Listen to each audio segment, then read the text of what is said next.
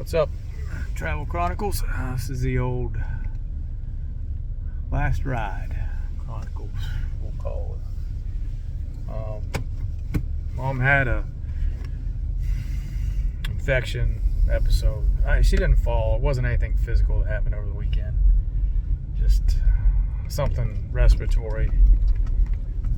She wasn't eating, wasn't drinking at the nursing home. So they sent her to the emergency room. She got to the emergency room. They contacted me.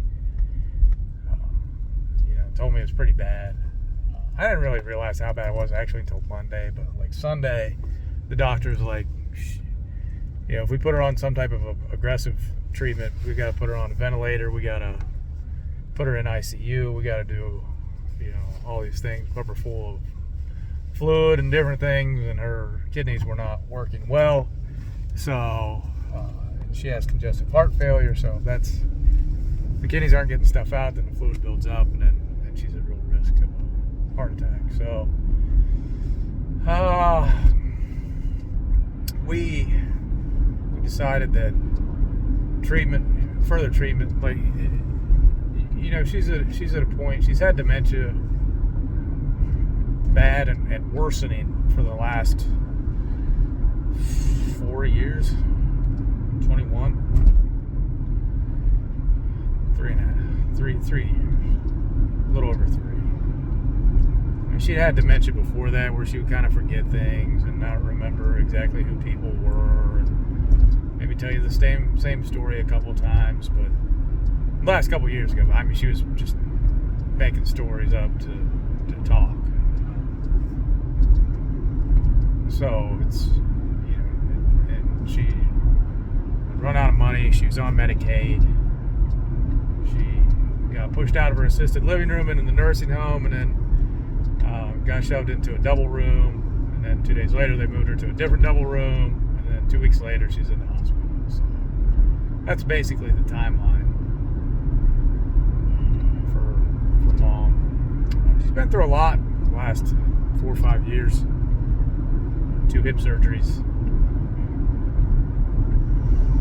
I say that she had a stroke or something. That's what kind of pushed her over the edge. She had already committed to going to the nursing home, which was good. So she kind of had that mentality a little bit, because she talked about going to their house down on the creek, which was the nursing home. So she kind of knew that in her head, but she wasn't the same, and it happened right before she was supposed to go down.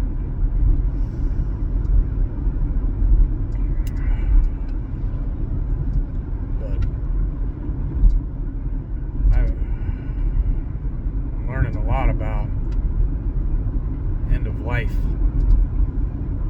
I think I looked at her last Wednesday, and I thought she had, she kind of given up. I just tell by the look in her eyes. Looked different. She didn't want anything. She didn't talk. She's been in the hospital. That Sunday when I first got there, she was rough. She couldn't say anything. She couldn't do anything. They gave her a couple bags of IV. They gave her something to boost up her heart pressure, and then something to bring her heart rate down. That stuff worked like it was supposed to. And then she kind of leveled out and was calm. And even yesterday, like, her vitals, they weren't bad. Her pulse ox was actually back above 90 on her own. She was breathing. She didn't have any oxygen or anything in. But it's calm before the storm. Was it just that, stuff gave her a quick bump? I don't know. Based on the numbers of the results, because I have my chart, so I can see how the test results actually came back. I had my niece look at them. I don't understand what the tests are. It gives a little descriptor of what it's for. If it's, urine or heart or something. There was one. And I don't remember all. It was just a bunch of letters, NBTP, a bunch of stuff. It was for her heart, and her number was like 15,900 or something, somewhere around there. It was over 15,000. And for a 75-year-old to be like at risk of heart failure, it's over 1,800. So, she's almost 10 times that number. Well, say 8. times that number, and it's like that's not good. And that's something I didn't realize until Monday, like how bad it was. And also her urine, her creatinine, and her bun were like all the way at the end. Like that was the indication she wasn't doing anything. Her kidneys weren't working. So